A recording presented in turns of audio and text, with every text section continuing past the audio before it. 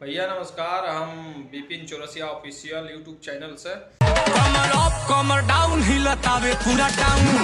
अगर तू लोग हमारे चैनल पर आगे बढ़ल तो हमारे चैनल के सब्सक्राइब कर लो और वीडियो को ज़्यादा से ज़्यादा शेयर कर लो, लाइक कर लो, कमेंट कर लो। और एगो देख लो डांस वीडियो कितना बढ़िया बा, जौन कि हमेशा हम अच्छा पारिवारिक वीडियो ले आवेनी, जौन की कोनो अश्लीलता ना रहेला हमारा वीडियो में। अगर तुम लोग चाहत तारा लोग अपन प्रमोशन करावे के तो हमारा यूट्यूब चैनल पर जा लो और मैसेज कर लो, हम खुद तारा लोग के वीडियो दिखा दें, प्रमोशन कर दें, जन के पैसा हम ना लेनी, फ्री में हम प्रमोशन करेनी। आई देख लो एगो वीडियो कितना बढ़िया वीडियो बावे, डांस वीडियो देख लो। ये लड़की के एगो डांस वीडियो जौन कि इनकर वीडियो हमेशा हम बना के डालत रहेनी और देख लो।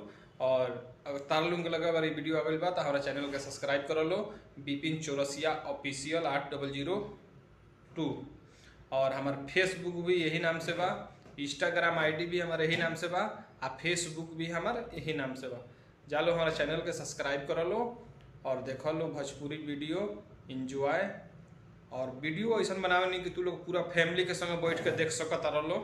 हमारा वीडियो में कुछ अश्लील ना रहेला, जितना भी यूट्यूब चैनल पर हम वीडियो डाले नहीं वो वीडियो में एको गो अश्लील ना मिली, हमेशा अच्छा वीडियो ले आवे नहीं।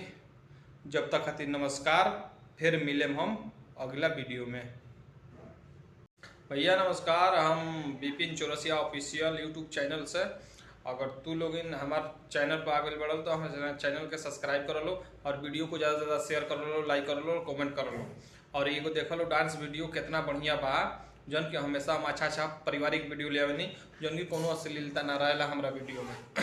अगर तुम लोग चाहत तारा लोग अपन प्रमोशन करावे के तो हमारा यूट्यूब चैनल पर जा लो और मैसेज कर लो, हम खुद तारा लोग के वीडियो दिखा दें, प्रमोशन कर दें, जन के पैसा हम ना लेनी, फ्री में हम प्रमोशन करेनी।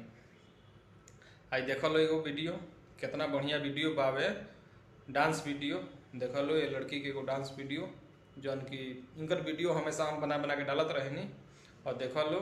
और अगर तार लोग लगा बार वीडियो आ गई बा तो हमारा चैनल के सब्सक्राइब कर लो, विपिन चौरसिया ऑफिशियल 8002। और हमारा फेसबुक भी यही नाम से बा, इंस्टाग्राम आईडी भी हमारे यही नाम से बा, आ फेसबुक भी हमारे यही नाम से बा।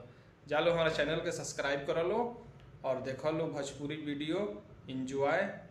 और वीडियो ऐसा बनावे नहीं कि तू लोग पूरा फैमिली के संग बैठ के देख सकत रहो।